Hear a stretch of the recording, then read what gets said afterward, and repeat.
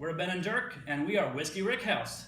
On our fifth stop of the trip, we stopped at St. Thomas, of the U.S. Virgin Islands. The 70 people originally inhabited the island.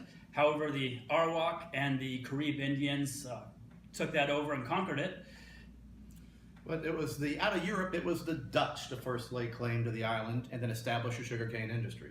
But as most islands in the Caribbean, it changed hands many times. The English actually took hold of it without a shot being fired, and that was pretty crazy. And then it went back to the Dutch. And then the U.S. finally purchased St. Thomas along with the other U.S. Virgin Islands in 1917 for the sum total of $25 million in gold from the Netherlands. Wow. The rum we have chosen for you today is the Bones rum.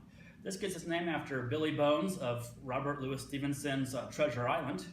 The rum is actually crafted in small batches and barrel aged using a century-old technique.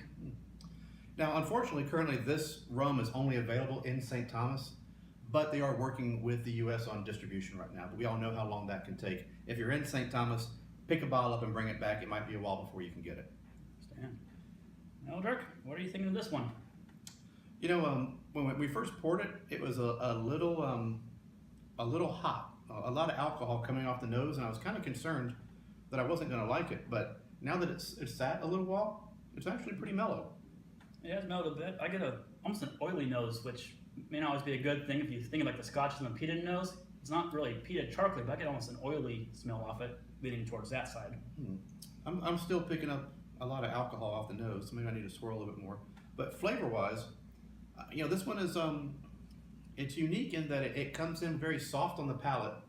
Initially, I've got the char, the vanilla, the molasses you would expect to taste in a good Caribbean rum, but it's got a pretty good bite at the end of it. Back of the the throat heat, here, the top of the heat hits mouth. me at the very end. So the finishing palate for me is still a little hot, but you know, it's still good enough to sip on. Sip. I probably want, a few ice cubes I think I need in this one overall, just a straight, but I agree. And with our additions of our mixed drink, today we are going to be featuring the Jungle Mai Tai Smoothie. So we've got our Jungle Mai Tai Smoothie in hand, and we just used the standard Mai Tai recipe, but we added a few extras into this to dress it up, Rickhouse style. What we started out with is we actually put a banana in it to help thicken. It can be a natural thickener to make it a smoothie. We used a little bit of coconut milk then to bring that down so the consistency wasn't too thick. And then we added a little bit of coconut simple syrup on the top just to kind of blend everything together. And then, of course, for our whiskey aficionados, our Maker's Mark soaked cherries. Cheers. Cheers.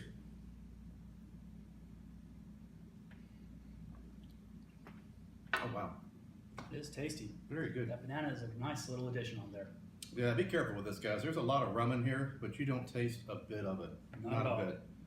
Cheers. Thanks again for watching. We'll see you next week with Puerto Rico.